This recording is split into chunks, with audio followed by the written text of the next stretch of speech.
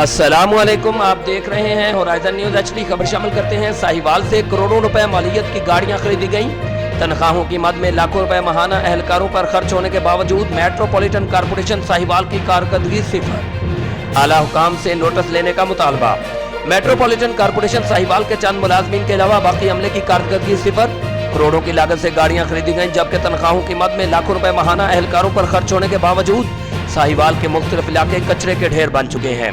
हबीब town में अरसा दराज से गंदे पानी का तालाब बना हुआ है, जिससे बीमारियां और ताफुन फैल रहा है।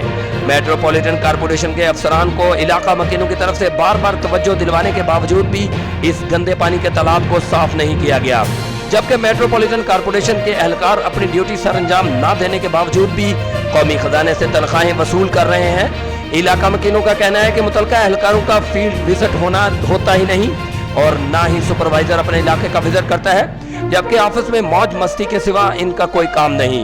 इलाके में गंदे पानी के जौहर और कचरे के ढेर पड़े हैं।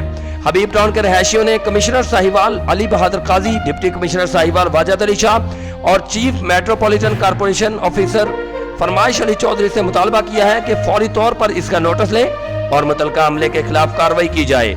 हबीब टाउन के इलाके से इन गंदे पानी के तालाब को खत्म किया जाए और मेट्रोपॉलिटन कारपोरेशन के किसी ईमानदार इंस्पेक्टर और सुपरवाइजर की ड्यूटी हमारे इलाके में लगाई जाए।